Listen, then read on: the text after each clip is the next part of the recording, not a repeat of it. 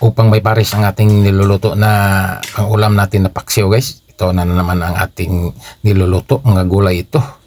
Dalawang gulay lang klase ito. Ang atin lang itong isimi adobo lang natin sa pagluluto. Ito atin lang tinatapos itong ginawa natin sa pagluluto kasi nga hindi tayo ang nag-umpisa sa pagluto nito kaya hindi nagkapareha ang kanyang luto. Medyo nauna agluto ang kalubasa na dilaw at dapat ito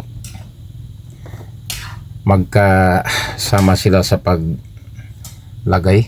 paglunod natin at ating munang takpan, pero okay na siya guys. Ito na ang ating timplahan natin, ang ating niluluto.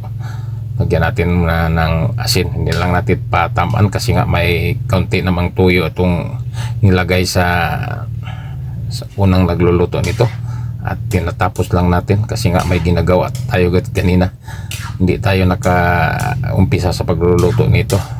Ito na siya, atin na lang tatapusin ito, pang timpla na lang natin upang makumplito ang timpla nito at mainsakto ang kanyang sarap. Ito siya guys, ang ating nilagay na pang pasarap, magic sarap.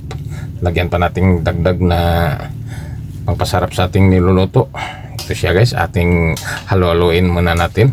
Ito siya, malapit na itong maluluto kasi nga ang ating kalubasa na dilaw lutong-luto na kasi nga nauuna siya sa paglagay dito sa ating kawali. Ito siya guys, ang ating halo-haloin lang natin. Hindi natin patagalin ito siya guys kasi nga luto naman ang ating kalubasa. Ito na siya guys, ating niluluto ngayon, luto na.